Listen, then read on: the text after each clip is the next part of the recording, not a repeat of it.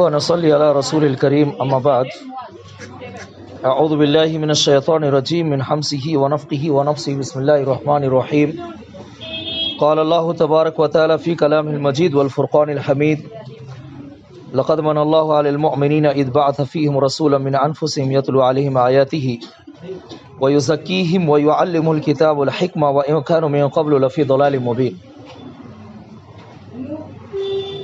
اللہ رب العالمین کی حمد و ثنا، کبریائی بڑائی، تعریف و توصیف، حمد و صفاس کہ اللہ رب العالمین نے ہمیں اس دار فانی کے اندر پیدا فرمایا اور پیدا کرنے کے بعد ہم کو یوں ہی بے راہ روی پر نہیں چھوڑ دیا، ضلالت اور گمراہی پر نہیں چھوڑ دیا، بلکہ اللہ رب العالمین نے ہمیں سیدھی راہ پر گامزن کرنے کی خاطر، صراط مستقیم کو وا کرنے کی خاطر ہمارے لیے اللہ رب العالمین نے اس دنیا کے اندر بے شمار انبیاء کرام کو مبعوث فرمایا۔ انہی انبیاء کرام میں سے ہمارے آخری نبی، تاجداری مکی و مدنی، امام الانبیاء و رسول، شافی و مشفع، میدان محشر، صاحب حوض کوثر، محمد صلی اللہ علیہ وسلم کی ذات گرامی ہے، جن کے اوپر ہزاروں ہزار درود و سلام ہو۔ اللہم صلی علیہ، اللہم بارک علیہ۔ معزز طلبہ، اساتذہ کرام، معلمات، مدرسات، میں نے قرآن کی ایک آیت آپ لوگ کے سامنے تلاوت کی ہے۔ سب سے پہلے آیت کریمہ کا ترجمہ سن لیں کہ اللہ رب العالمین قرآن کے اندر ارشاد فرما رہا ہے، لقد من اللہ علی المؤمنین اذ بعث فیہم رسولا من انفسہم۔ تحقیق کہ ہم نے مومنوں کے اوپر، مسلمانوں کے اوپر احسان کیا ہے جب ہم نے انہی میں سے ایک رسول کو بھیجا۔ یتلو علیہم آیاتہ، وہ رسول ان کے اوپر ہماری آیات کو تلاوت کرتا ہے، ویزکیہم، اور ان کا تزکیہ کرتا ہے، پاک کرتا ہے، ویعلمہم الکتاب والحکمہ، اور ان کو کتاب اور حکمت کی تعلیم دیتا ہے، وَإِن كَانُوا مِن قَبْلُ لَفِي ضَلَالٍ مُبِينٍ، اور وہ لوگ اس سے پہلے کھلی ہوئی گمراہی میں تھے۔ یہ آیت کریمہ کا ترجمہ ہے۔ عزیز طلبہ، آپ لوگوں کے سامنے سیرت رسول کے اوپر بات چل رہی تھی۔ دیکھیے اس آیت میں اللہ رب العالمین نے اللہ کی نبی کی بعثت کو ہمارے لیے احسان قرار دیا ہے کہ ہم نے مومنوں پر احسان کیا ہے نبی کو بھیج کر کے۔ اس آیت کریمہ کی تفسیر میں بتلاتے ہیں علماء کرام، مفسرین کرام، کہ اللہ رب العالمین نے انسان کے لیے دنیا کے اندر جتنی بھی چیزیں ہیں ساری چیزوں کو پیدا کیا ہے، آسمان کو، زمین کو، جانوروں کو، پرندوں کو، چرندوں کو، ہر چیز کو اللہ رب العالمین نے انسان کے لیے پیدا کیا ہے۔ لیکن اللہ رب العالمین نے کہیں پر یہ نہیں کہا کہ ہم نے انسان کے اوپر احسان کیا ہے، یا تو مومنوں کے اوپر کیا ہے احسان کیا ہے۔ لیکن جب اللہ کے نبی صلی اللہ علیہ وسلم کی بعثت ہوئی، اللہ کے نبی صلی اللہ علیہ وسلم کی پیدائش ہوئی، تو اللہ رب العالمین نے کہا کہ ہم نے مومنوں کے اوپر احسان کیا ہے۔ کیوں؟ اس وجہ سے کہ ایک مومن کے لیے، ایک مسلمان کے لیے سب سے بڑی نعمت جو ہے اس دنیا کے اندر اللہ کا دین ہے۔ اس سے بڑی نعمت کوئی نہیں ہو سکتی ہے۔ اللہ رب العالمین نے جو ہم کو دین دیا ہے، جو شریعت دی ہے، جو اللہ رب العالمین کے نزدیک سب سے زیادہ پسندیدہ دین اسلام ہے، وہ دین اللہ رب العالمین نے دیا ہے۔ یہ سب سے بڑی نعمت ہے اللہ رب العالمین کی، اور اس نعمت کو اللہ کے نبی صلی اللہ علیہ وسلم کے ذریعے سے ہم کو ملا ہے۔ تو اس وجہ سے اللہ رب العالمین نے کہا کہ ہم نے رسول کو بھیج کر کے تمہارے اوپر ایک بہت بڑا احسان کیا ہے۔ اللہ کے نبی صلی اللہ علیہ وسلم کی سیرت کے تعلق سے بات چل رہی تھی۔ اللہ کے نبی صلی اللہ علیہ وسلم کہاں پیدا ہوئے تھے؟ مکہ میں پیدا ہوئے تھے۔ کس تاریخ کو پیدا ہوئے تھے؟ بعض لوگوں نے کہا 9 ربیع الاول کو، بعض لوگوں نے کہا 12 کو، بعض لوگوں نے کہا 8 کو، یعنی کوئی حتمی تاریخ اس کے بارے میں نہیں ہے کہ اسی تاریخ کو اللہ کے نبی صلی اللہ علیہ وسلم پیدا ہوئے تھے۔ لیکن دن کے بارے میں معلوم ہے۔ کس کے بارے میں؟ کون سے دن پیدا ہوئے تھے؟ پیر کے دن۔ اللہ کے نبی صلی اللہ علیہ وسلم دن کے حساب سے بتلایا گیا ہے کہ اس دن اللہ کے نبی صلی اللہ علیہ وسلم پیدا ہوئے تھے، اور اس دن روزہ رکھنا سنت بھی ہے۔ اس دن روزہ رکھنا کیا ہے؟ سنت بھی ہے۔ تو اللہ کے نبی کی پیدائش کا تعلق تاریخ سے نہیں ہے۔ اللہ کے نبی کی پیدائش کا تعلق کس سے ہے؟ دین سے ہے، تاریخ سے نہیں ہے، کیونکہ تاریخ کے بارے میں اختلاف ہے۔ 12 تاریخ کو، 9 تاریخ کو، 8 تاریخ کو اللہ کے نبی صلی اللہ علیہ وسلم پیدا ہوئے۔ کہاں پر پیدا ہوئے؟ مکہ میں پیدا ہوئے۔ اللہ کے نبی صلی اللہ علیہ وسلم کو سب سے پہلے ان کی ماں نے ان کا نام رکھا، کیا نام رکھا تھا ان کی ماں نے؟ احمد۔ اور ان کے دادا اللہ کے نبی صلی اللہ علیہ وسلم کو لے کر کے گئے حرم شریف پہ اور اللہ سے دعا کی اور انہوں نے نام رکھا. کیا نام رکھا تھا؟ اللہ کے نبی صلی اللہ علیہ وسلم کے پیدا ہونے کے وقت ان کے والد زندہ تھے؟ نہیں تھے، ان کا انتقال ہو چکا تھا. اللہ کے نبی صلی اللہ علیہ وسلم یتیم کی حالت میں کیا ہوئے تھے؟ پیدا ہوئے تھے. اس کے بعد اللہ کے نبی صلی اللہ علیہ وسلم کو ابو لہب کی ایک لونڈی تھی جس کا نام کیا تھا؟ کیا نام تھا؟ سویبہ. آمینہ تو ان کی امی کا نام تھا. سویبہ اس کا نام کیا تھا؟ سویبہ تھا. اس نے اللہ کے نبی صلی اللہ علیہ وسلم کو دودھ پلایا. اس کے بعد میں نے یہ واقعہ بتلایا تھا کہ عرب کے اندر یہ ماحول تھا کہ جب بچہ چھوٹا رہتا پیدا ہوتا تو اس کو دیہاتوں میں بھیج دیا جاتا تھا. وہاں پر فصیح عربی بولی جاتی تھی، فصاحت اور بلاغت میں کے ساتھ عربی بولی جاتی تھی. تو عربی زبان ٹھوس ہونے کے لیے اسی طریقے سے دیہاتوں کی آب و ہوا کیا ہے اچھی رہتی تھی.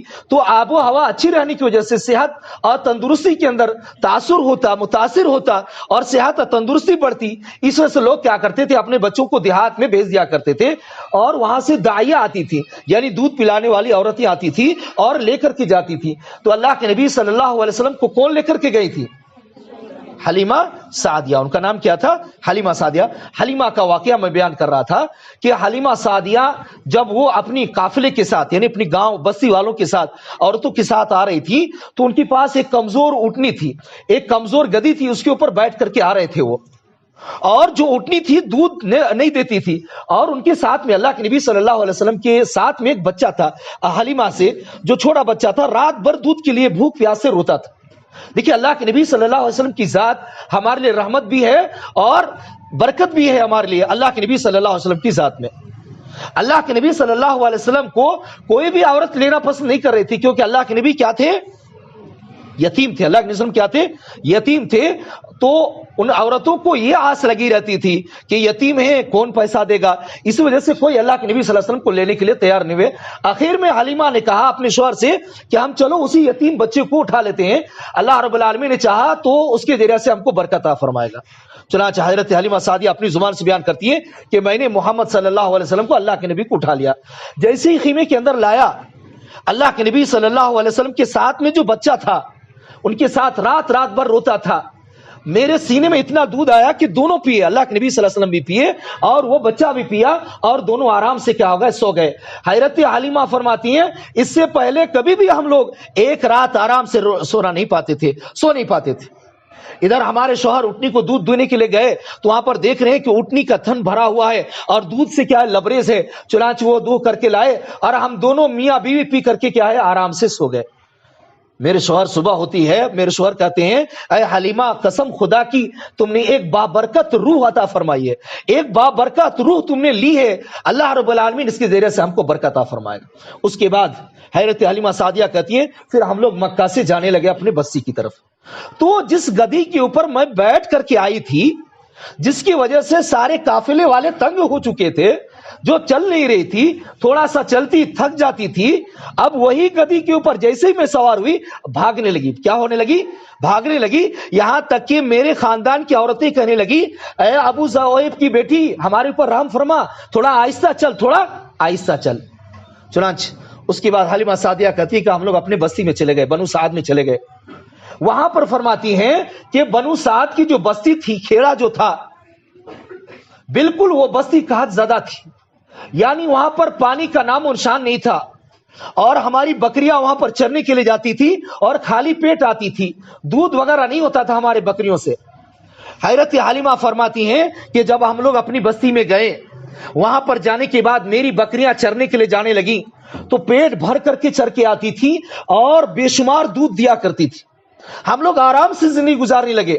یہاں تک کہ میرے گاؤں کی، میرے بستی کی دوسری عورتیں کہنے لگی اپنے چرواہا سے کہ اے کم بختو، تم لوگ وہیں پر جا کر کے بکریاں چراؤ جہاں پر ابو زویب کی بیٹی کی چرواہا بکریاں چراتا ہے، وہیں پر لے جا کر کے چراؤ.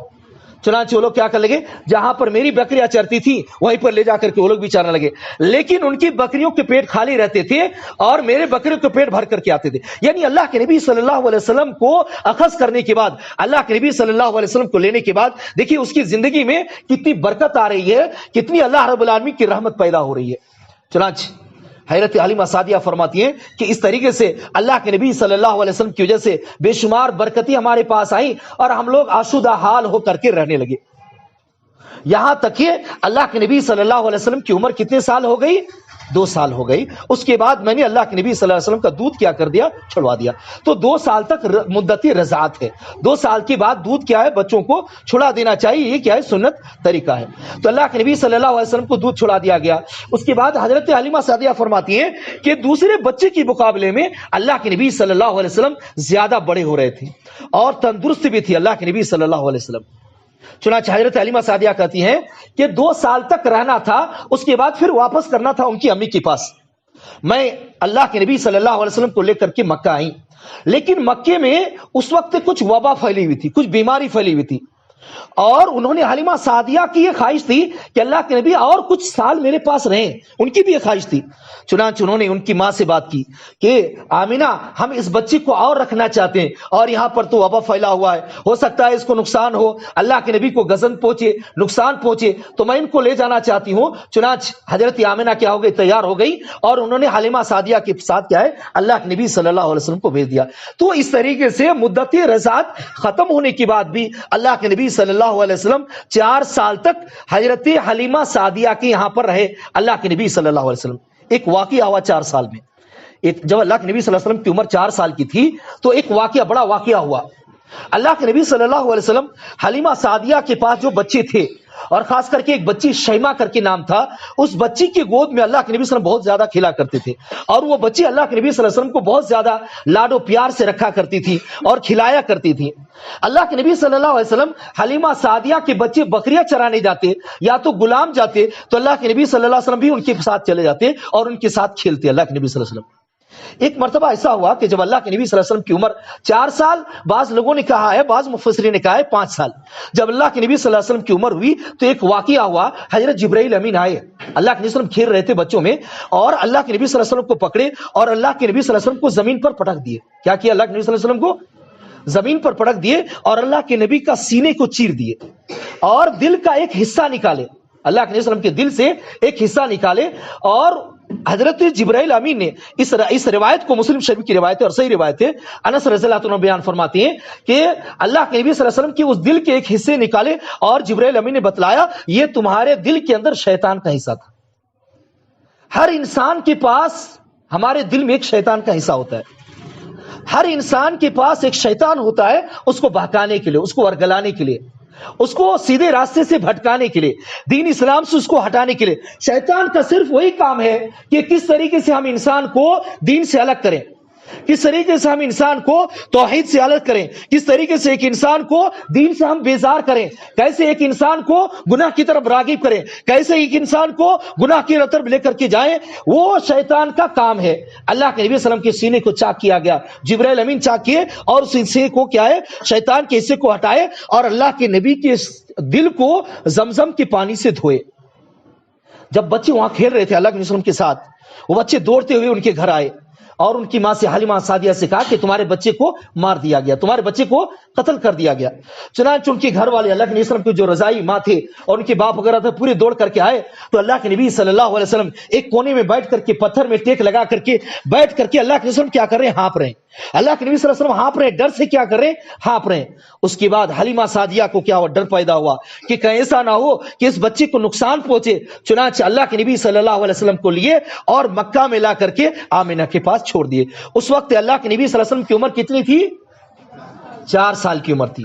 تو یہاں تک اللہ کے نبی صلی اللہ علیہ وسلم کے بارے میں واقعہ یاد رکھیے کہ اللہ کے نبی کی عمر 4 سال تھی جب اللہ کے نبی صلی اللہ علیہ وسلم کا شق صدر ہوا, یعنی پہلی مرتبہ سینے کو چاک کیا گیا. اس کے بعد پھر آنے والا جمعہ اس کے آگے بتلایا جائے گا انشاءاللہ. عزیز اللہ رب العالمین ہم تمام مسلمانوں کو اللہ کے نبی صلی اللہ علیہ وسلم کی صورت, سیرت اور سنت کے اوپر عمل کرنے کی توفیق عطا فرمائے. وآخر الحمدللہ رب العالمین.